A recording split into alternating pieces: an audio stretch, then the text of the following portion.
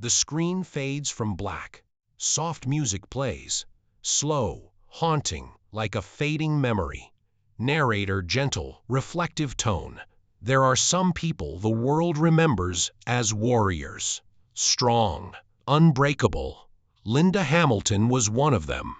To millions, she was Sarah Connor, the fearless woman who stared down machines, bullets, and fate itself, but behind that steel gaze was a fragile soul, fighting a war no one could see.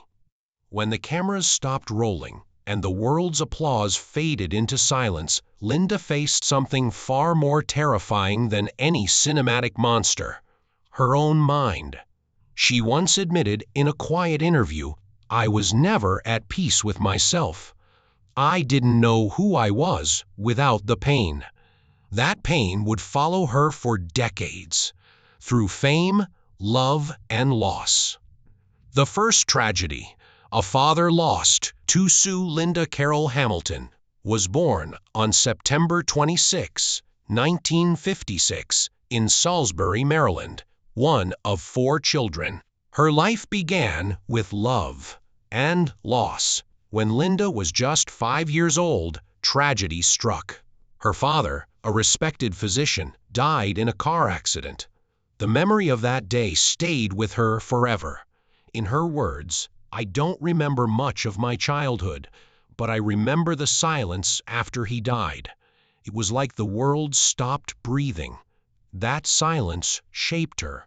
She grew up craving strength, not out of confidence, but out of fear. Fear of being hurt again. Fear of being left behind. Her mother remarried, but home never felt whole. Linda and her twin sister Leslie grew up shy, anxious, and searching for belonging in a world that already felt uncertain. A girl with big dreams, but no confidence even as a teenager, Linda felt invisible. She was intelligent, creative, but painfully insecure.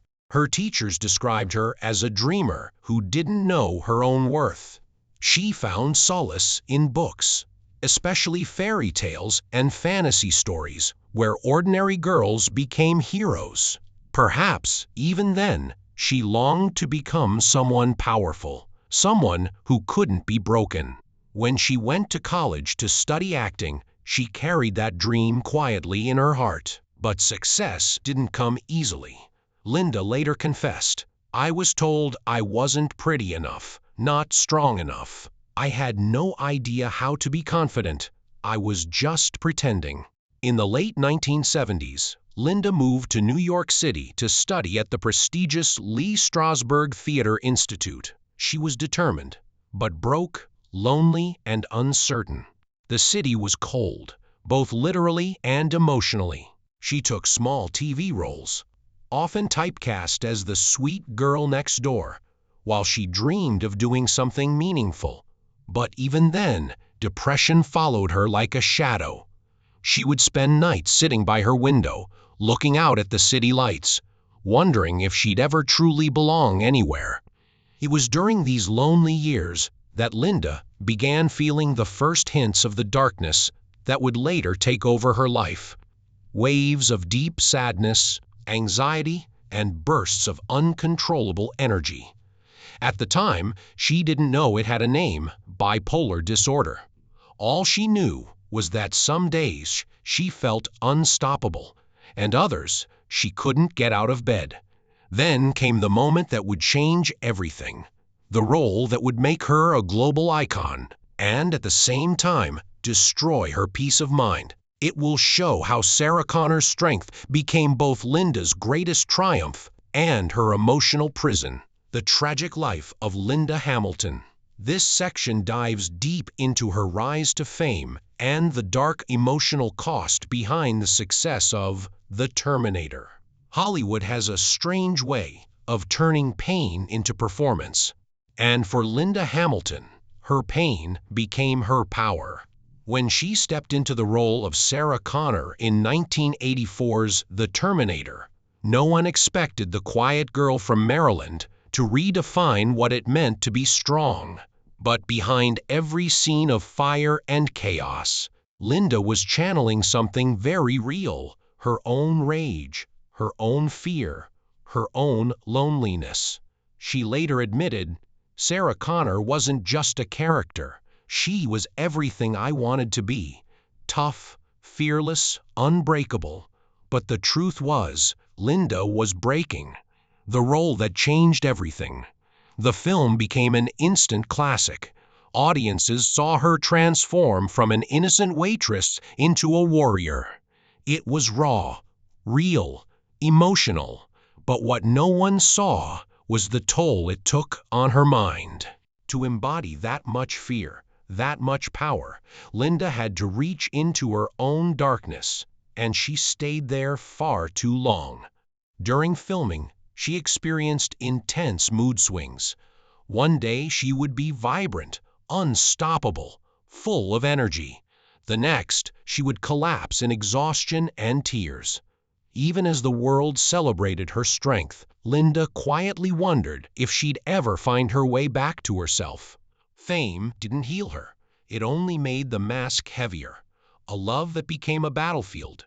It was around this time she met the man who would change her life and break her heart, director James Cameron. They met during the Terminator era, when Cameron was hailed as a cinematic genius.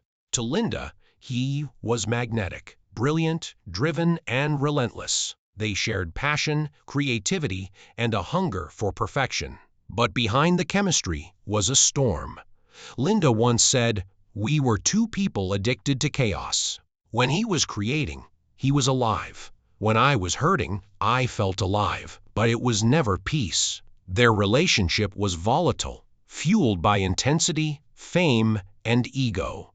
And when they married in 1997, it seemed like a Hollywood dream come true. But in truth, it was already breaking apart. Cameron's obsession with work left little space for love. And Linda, struggling with her own mental health, felt abandoned, even while standing beside one of Hollywood's most powerful men. She later confessed, "I lost myself in that marriage. I was living in someone else's world, not mine." Their marriage ended in 1999, and with it, another piece of Linda's heart fell away. She would call it one of the most painful experiences of her life. After years of confusion, Linda finally received a diagnosis: bipolar disorder. It explained everything: the highs that made her feel invincible, and the lows that made life unbearable. She described her mind as a roller coaster that never stops. For years, she resisted medication, convinced she could fight it on her own. But she couldn't. She would later say, "I destroyed relationships. I scared people away. I hurt myself more than anyone ever could." When she finally began therapy and treatment, she felt both relief and sorrow. Relief, because she could finally name her enemy. Sorrow, because she realized how many years she'd lost fighting shadows. After Terminator 2, Judgment Day in 1991, Linda was unstoppable, the very image of female power in Hollywood. Her transformation stunned the world. Muscular, fierce, determined. But off-screen, she was collapsing under the weight of her own expectations. The media praised her as the strongest woman in Hollywood. But that title came with chains. She felt trapped, forced to live up to the image of Sarah Connor even when her heart was broken and her mind exhausted. In quiet interviews years later, she admitted, "People didn't want to see me weak. They wanted the warrior. They wanted Sarah Connor. But I wasn't her. I was tired. I was human." Linda began withdrawing from the spotlight, turning down major roles. She chose peace over fame, even if it meant disappearing from Hollywood's glow. For the world, she was a legend. But for Linda, she was simply a woman trying to survive her own story